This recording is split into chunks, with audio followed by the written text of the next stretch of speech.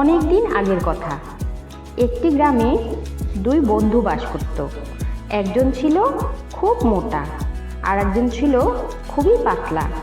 তাদের নাম ছিল মোটারাম আর পাতলা শ্যাম। মোটারাম খেতে খুব ভালোবাসত। সে সারাদিন বিভিন্ন ধরনের খাবার খেত। সে ছিল একেবারেই মজার লোক।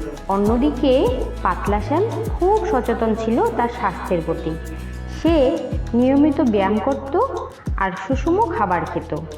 একদিন গ্রামের একটি প্রান্তে একটি বড় উৎসবের আয়োজন করা হয়। মোটারাম ও পাতলা শ্যাম সেখানে যেতে মন স্থির করল।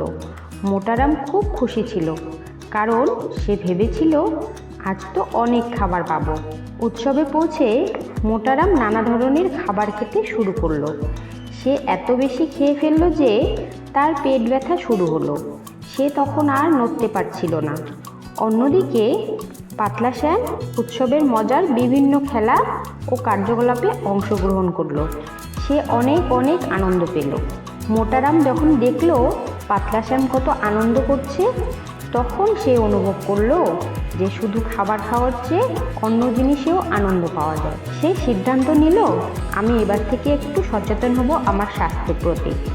এভাবেই মোটারাম ও পাতলা শ্যাম একে অপরের কাছ থেকে শিক্ষা নিল এবং তারা আরও ভালো বন্ধু হয়ে উঠল। তারা বুঝলো যে জীবনে ভারসাম্য রক্ষা করাটা কতটা গুরুত্বপূর্ণ। মোটারাম তার খাদ্যাভ্যাস পরিবর্তন করলো এবং পাতলা শ্যাম তার মতো বন্ধুর সাথে সময় কাটাতে আরও বেশি আনন্দ পেতে শুরু করলো। এইভাবে তারা সুখে শান্তিতে জীবনযাপন করতে লাগলো।